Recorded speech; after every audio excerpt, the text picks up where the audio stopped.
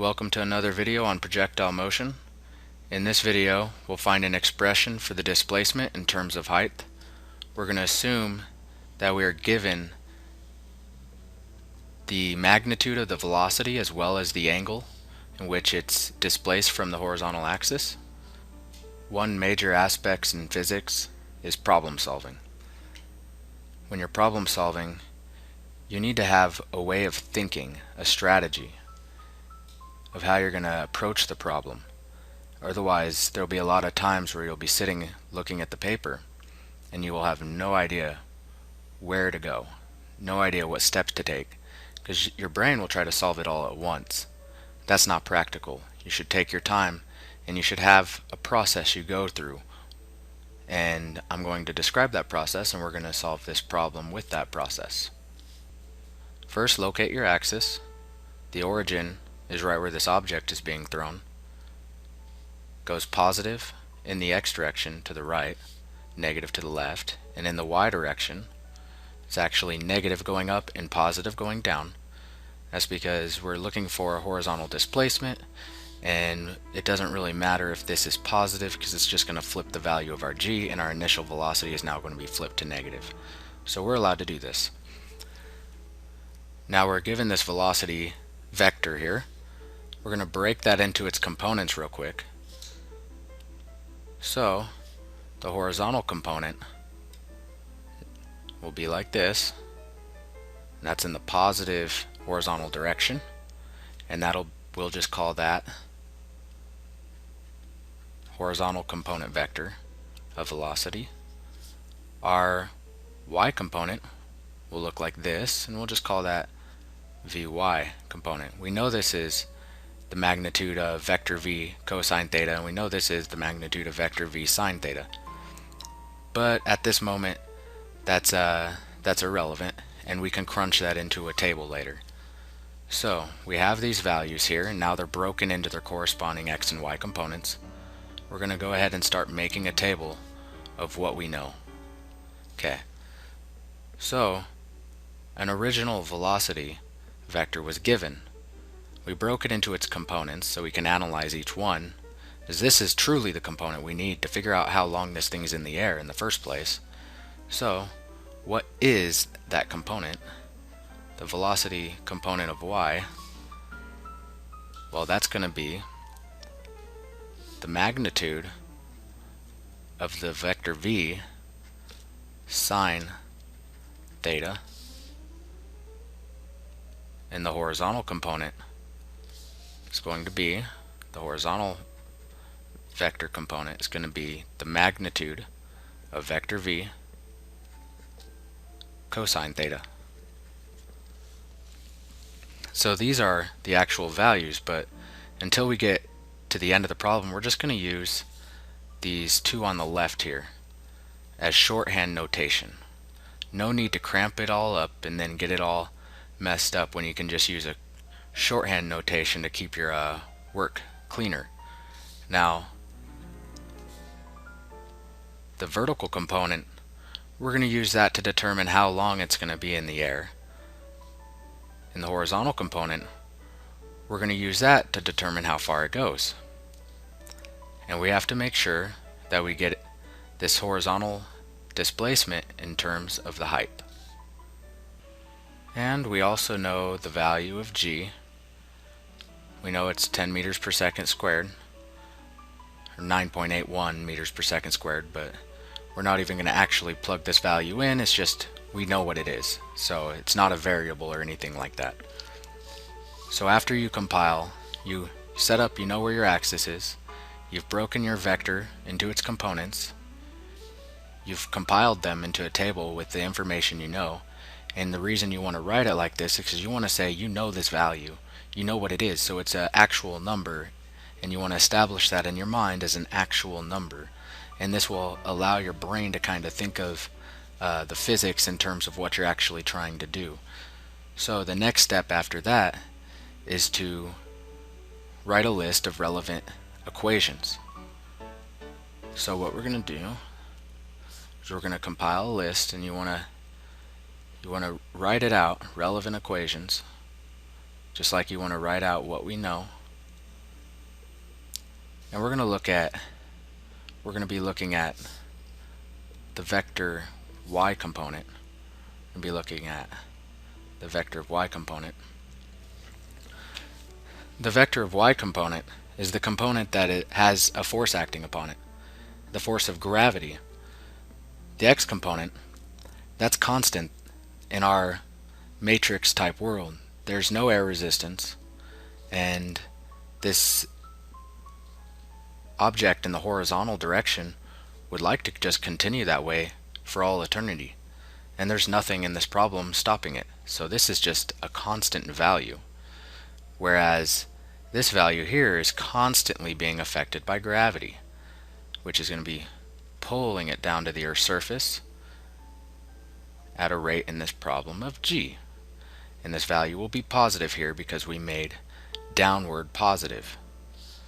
So the relative or relevant equations for this y component is your final,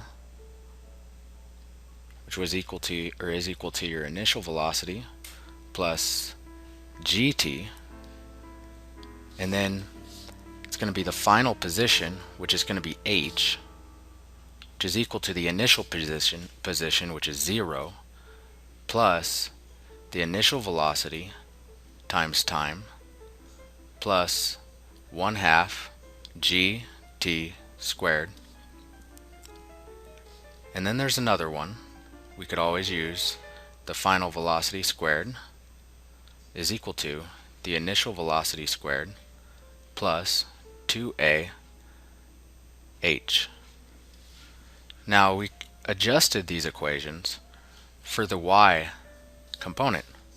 Let's do something similar for the x component. In the x component, it's fairly obvious what it is, but when you have these things written out, it makes it really easy to see exactly what processes you need to take. So now you've listed out all the relevant equations, you've listed out what you know, you've broken down the problem into its components, set your axis, all that good stuff. How do you know exactly where to go? Well, you know what you're looking for, but sometimes a lot of people will try to just get there out of nowhere, just pop, boom, straight into straight air, like they know every step they need to take. But you don't really need to know every step you need to take. That's actually very difficult. All you need to do is take what you know, look at your relevant stuff, and see if you can make things happen in a sense. So, as far as the y component goes, if we look down here, well, what do we know? Well, we could solve here for our final velocity.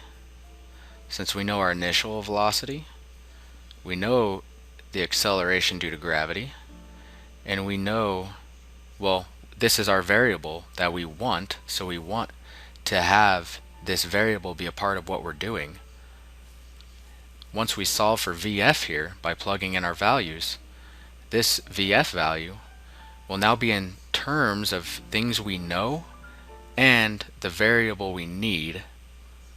Look, it's displacement in terms of height. We could take that value, and where could we use it from there? Well, over here there's another relevant equation where the final velocity is equal to the initial velocity plus gt, and here we could solve for t, and we could take that value of t and plug it in here where this rate is constant and the distance will just be their product. Alright, so we're gonna set aside this little area down here for our answer so we have somewhere to put it, and we're gonna begin working on this problem. So the first thing we're gonna do is we're gonna solve for the final velocity here. Now I'm gonna have it in green, and that's gonna be enough to denote in this case that it's the y component. Otherwise I'd have to add the y component with the f, and I don't want to do all that, so green means y component, and this is going to be equal to the initial velocity squared, which is vy squared, plus 2gh. Now solving for v, all you have to do is take the square root of both sides. you get the final velocity is equal to the square root of the initial y velocity squared plus 2gh. This is the final velocity. Now notice, we know what the initial velocity is because you are given this velocity and this angle. So we know what this is. So we know this value, we know g, and this is the variable we want to create, in a sense, and bring over to this other half of the relevant equations. This is the variable we're trying to embed anyway. So we want it there.